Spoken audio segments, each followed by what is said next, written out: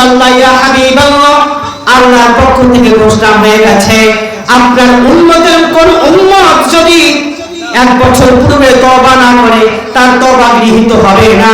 আল্লাহর নবী বলে, ও জিবরাইল আমিন, আমার উম্মত তো হামেশা সর্বদা গুনাহের মধ্যে লিপ্ত থাকে, আর তুমি বলছো 1 বছর পূর্বে তওবা করতে।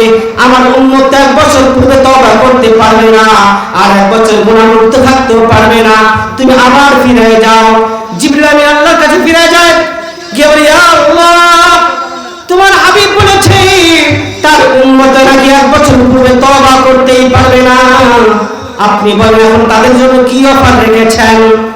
এবার জিবরাইল আমিন কান্না করে, যাও নবীর কাছে যাও, গিয়ে বলো তার উম্মত যদি 1 মাস পূর্বে তওবা করেন তাহলে তাদের তওবা গৃহীত হবে, আর যদি 1 মাস পূর্বে তওবা না করে তাহলে তাদের তওবা গৃহীত হবে না। এবার জিবরাইল আমিন আল্লাহর নবীর দরবারে এসে বলছে, ইয়া রাসূলুল্লাহ ইয়া হাবিবাল্লাহ, এবার আল্লাহ তাআলা অফার দিয়েছে আপনার উম্মতের কোন উম্মত যদি 1 মাস পূর্বে তওবা করে ফেলে আল্লাহ তাআলা সেই তওবাকে গৃহীত করবে, অন্যথায় গৃহীত করবে না। এবার আল্লাহ নবী শোনার পরে বলে, জিবরাইল আমিন রে, আমার উম্মত তো হামেশা গুনাহের মধ্যে লিপ্ত থাকে, তুমি বলছি 1 মাস পূর্বে তওবা করতে, এটাও সম্ভব হবে না। আবার ফিরে যাও।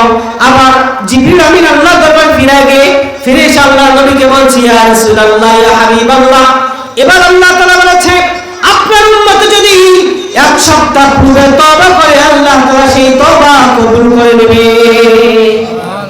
আল্লাহর নবী কয়, না জিবরিল, এখনো হবে না, কারণ আমার উম্মত তো সেকেন্ডে গুনাহ করে, রাস্তা বের হলেই গুনাহ করে।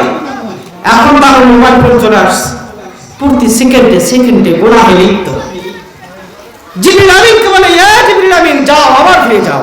এবার জিবরিল আবার ফিরে গেছে, আবার ফিরে এসে বলছে, ইয়া রাসূলুল্লাহ, এবার আল্লাহ তাআলা বলেছে আপনার উম্মতের মধ্যে কোন উম্মত যদি মৃত্যুর আগ মুহূর্তে এখন পর্যন্ত তার মৃত্যুর গড়গড়া আসে নাই কিন্তু সে তওবা করেছে, আল্লাহ তাআলা তার তওবাকে কবুল মঞ্জুর করে নেবেন।